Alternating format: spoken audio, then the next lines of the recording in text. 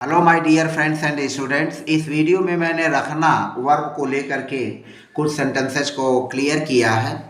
और रखना का संदर्भ कई अर्थों में हो सकता है, जैसे नज़र रखना, फिर गाड़ी रखना, बात रखना, याद रखना, नौकर रखना, हिसाब रखना, किसी की लाज रख लेना, पानी रखना, इज्जत रख लेना, सदाबहार रखना। तो रखना क्रिया का अनुवाद कई ढंग से होता है, संदर्भ और परिस्थिति के हिसाब से। तो मैंने कुछ एग्जाम्पल्स लिए हैं और उन एग्जाम्पल्स को लेकर के एक एक को क्लियर करते हैं। तो वीडियो में बने रहिए। और आप देख रहे हैं मेरा चैनल इंग्लिश क्लासेज ऑलवेज। तो आइए एक एक करके वाक्यों को शुरू करते हैं। हमारा पहला यूज है to keep an eye on. यहाँ पर जो पहला यूज है to keep an eye on है, यानी नज़र रखना। तो नज़र रखना किसी पर भी हो सकता है, और नज़र रखने के लिए इसका जो भाव होता है कि नज़र रखना का मतलब निगरानी करने से भाव होता है। यानी आप अपने बच्चे की निगरानी रखें, किसी और की निगरानी रखें, नज़र रखें, ताकि उसकी गतिविधियाँ सामान्य रहें, अच्छी रहें। तो पहला वाक्य, कृपया बच्चों पर नज़र रखें। तो इसको हम लिखेंगे, कृपया बच्चों पर नज़र रखें। Please keep an eye on the children. Please keep an eye on the children.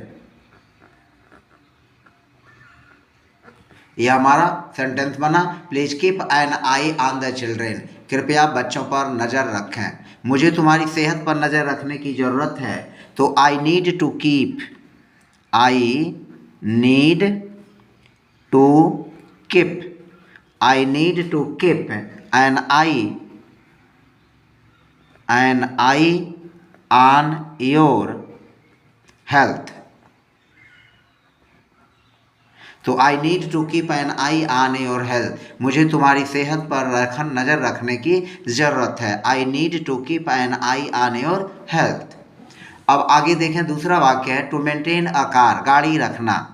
To maintain a car, गाड़ी रखना। उन्होंने शहर में गाड़ी रखने का फैसला किया। तो टू मेंटेन अ कार, गाड़ी रखना। तो गाड़ी रखना भी कई संदर्भों में हो सकता है। They decided to keep a car, they decided to keep a car in the city. In the city, they decided to keep a car in the city. फिर आगे चलें, वो अपनी कार सही सलामत रखता है। अब यहाँ पर टू मेंटेन अ कार हो जाएगा, वो अपनी कार सही सलामत रखता है। तो ही मेंटेन्स, उसके पास गाड़ी है और गाड़ी सही सलामत रखता है, यानी गाड़ी रखता है। वो अपनी कार, वो अपनी गाड़ी सही सलामत रखता है। तो he maintains his car, he maintains his car.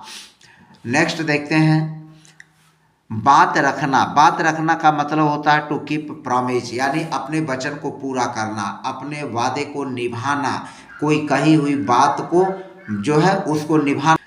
तुम्हें अपनी बात हमेशा रखनी चाहिए। तो इसको लिखेंगे, you should always keep your promise. उसने अपनी बात हमेशा निभाई। तो ही always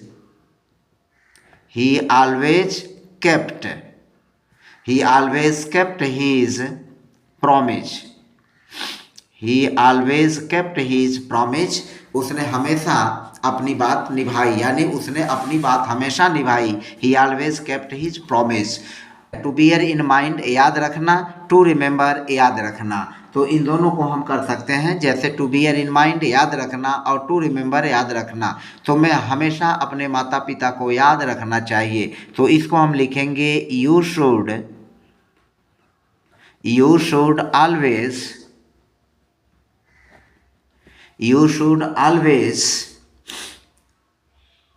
remember your parents. You should always remember your parents. You should always remember your parents. तुम्हें हमेशा अपने माता पिता को याद रखना चाहिए। हमेशा याद रखो कि तुम्हें प्रथम श्रेणी आना है, तो हमेशा याद रखो। तो इसको हम बोलेंगे always bear in mind, always bear in mind. तो इसको हो जाएगा always bear in mind. Always bear in mind, हमेशा याद रखो दैट तुम्हें प्रथम श्रेणी आना है। You have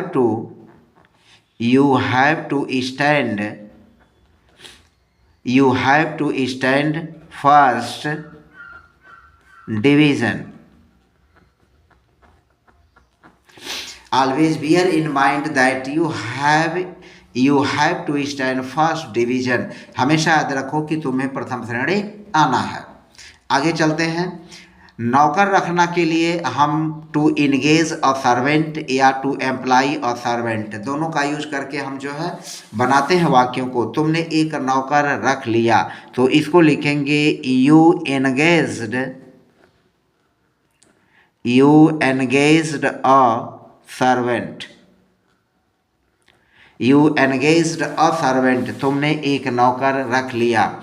you engaged a servant, तुमने एक नौकर रख लिया। उसने घर में एक नया नौकर रखने का फैसला किया, तो इसको हम लिखेंगे उसने घर में एक नया नौकर रखने का फैसला किया। तो he decided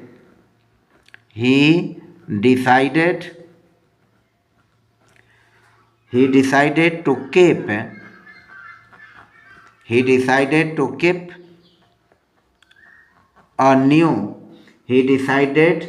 keep a new servant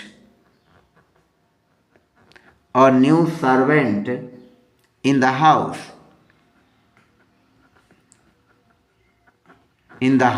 तो हम इसको भी यूज कर सकते हैं to keep a new servant. To keep यानी to engage a servant, to employ a servant या टू कीप अ सर्वेंट। तो he decided to keep a new servant in the house. मैंने एक नौकर रखा, तो आई एम्प्लॉयड अ सर्वेंट। तो हमने 3 यूज किया, एंगेज्ड और टू कीप और फिर एम्प्लॉयड। तो आई एम्प्लॉयड अ सर्वेंट, मैंने एक नौकर रखा। He decided to keep a new servant in the house, उसने घर में एक नया नौकर रखने का फैसला किया। तुमने एक नौकर रख लिया, यू एनगेज्ड अ सर्वेंट। तो इस तरह से आपने देखा कि हमने इन तीनों का यूज करके एनगेज्ड अ सर्वेंट, फिर कीप अ न्यू सर्वेंट और फिर एम्प्लॉयड अ सर्वेंट। मैंने एक नौकर रखा तो एम्प्लॉयड मीन्स नियुक्त किया, मैंने एक नौकर को नियुक्त किया, एक नौकर को रखा। तो आई एम्प्लॉयड अ सर्वेंट, मैंने एक नौकर रखा। तो इस तरह से हमने 5 ऐसे फ्रेजेस टाइप जो है, तो इस तरह से इस वीडियो में मैंने 5 रखना वर्ब से संबंधित फ्रेजेस का यूज करके हमने वाक्यों को क्लियर किया। तो मुझे पूरा उम्मीद है कि यह वीडियो आपको अच्छी लगी, और यदि आप मेरे चैनल पर नए हैं तो प्लीज़ चैनल को सब्सक्राइब कर लीजिए, प्रेस बेल आइकन कर दीजिए ताकि आपको मेरे वीडियोस के नोटिफिकेशंस समय समय पर मिलते रहें। मिलते हैं नेक्स्ट वीडियो में, तब तक के लिए धन्यवाद।